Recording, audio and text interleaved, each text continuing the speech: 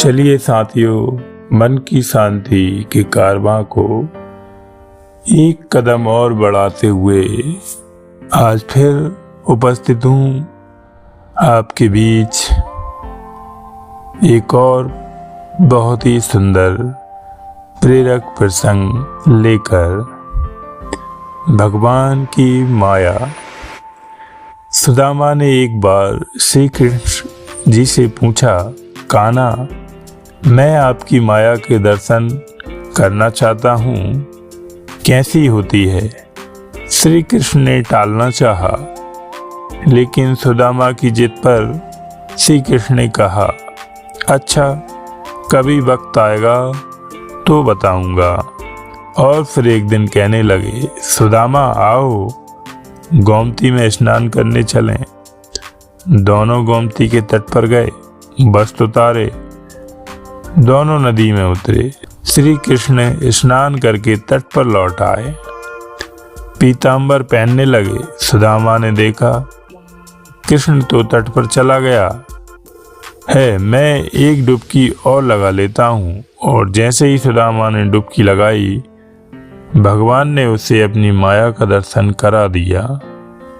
सुदामा को लगा गोमती में बाढ़ आ गई है, वह बहे जा रहे हैं। सुदामा जैसे तैसे घाट तक के किनारे तक रुके, घाट पर चढ़े, घूमने लगे। घूमते घूमते गांव के पास आए, वहां एक हथनी ने उनके गले में फूल माला पहनाई।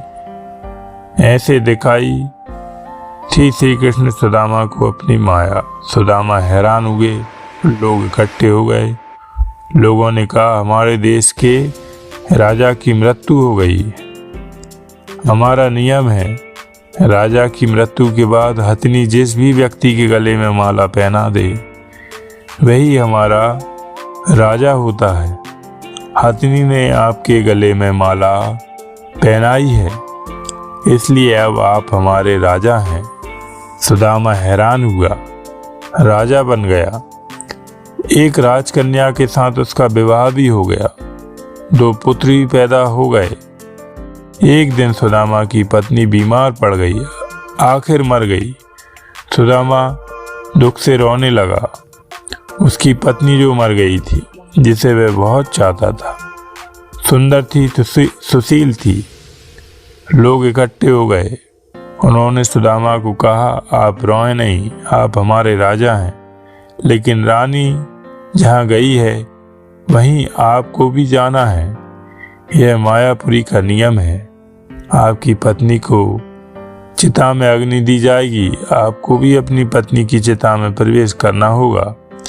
आपको भी अपनी पत्नी के साथ जाना होगा। सुना तो सुदामा की सांस रुक गई, हाथ पांव फूल गए। अब मुझे भी मरना होगा। मेरी पत्नी की मौत हुई है, मेरी तो नहीं, भला मैं क्यों मरूं? यह कैसा नियम है? सुदामा अपनी पत्नी की मृत्यु को भूल गया, उसका रोना भी बंद हो गया। ऐसे डूब गए चिंता में। अब वह स्वयं की चिंता में डूब गए।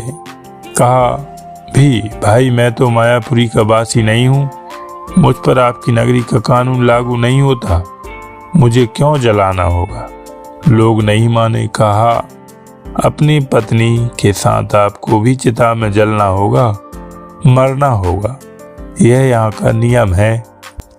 आखिर सुदामा ने कहा, अच्छा भाई, चिता में जलने से पहले मुझे स्नान तो कर लेने दो। लोग माने नहीं। फिर उन्होंने हथियारबंद लोगों की ड्यूटी लगा दी। सुदामा को स्नान करने दो, देखना कहीं भाग ना जाए। रह रहकर सुदामा रो उठता।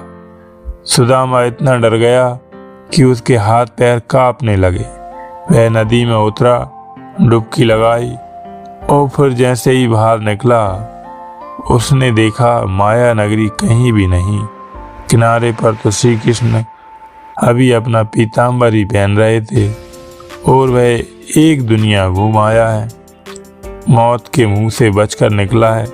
सुदामा नदी से बाहर आया, सुदामा रोए जा रहा था। श्री कृष्ण हैरान हुए, सब कुछ जानते थे। फिर भी अनजान बनते हुए पूछा, सुदामा तुम रो क्यों रहे हो? सुदामा ने कहा, कृष्ण मैंने जो देखा है वह सच था या यह जो मैं देख रहा हूँ? श्री कृष्ण मुस्कुराए, कहा, जो देखा भोगा वह सच नहीं था, भ्रम था, स्वप्न था, माया थी। मेरी ओर जो तुम अब मुझे देख रहे हो यही सच है। मैं ही सच हूँ। मेरे से भिन्न जो भी है वह मेरी ही माया है, और जो मुझे ही सर्वस्व देखता है, महसूस करता है, उसे मेरी माया स्पर्श नहीं करती। माया स्वयं का विस्मरण है, माया अज्ञान है, माया परमात्मा से भिन्न है, माया नर्तकी है, नाचती है, नचाती है, लेकिन जो कृष्ण से जुड़ा है वह नाचता नहीं, भ्रमित नहीं होता, माया से निर्लेप रहता है, वह जान जाता है। सुदामा भी जान गया था, जो जान गया वह कृष्ण से अलग कैसे रह सकता है। तो साथियों, आज का प्रसंग यहीं समाप्त होता है।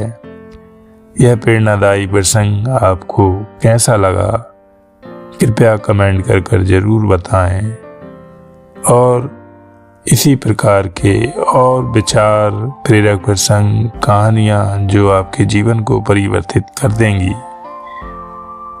सुनने के लिए बने रहिए आपके अपने चैनल URTV पर। और साथियों, एक विशेष निवेदन है, यदि आपने चैनल को सब्सक्राइब ना किया हो तो चैनल को सब्सक्राइब करके लाइक शेयर जरूर करें, जिससे हमारा आत्मविश्वास और बढ़ा रहे और इसी प्रकार के और वीडियोस आपके लिए लाते रहें।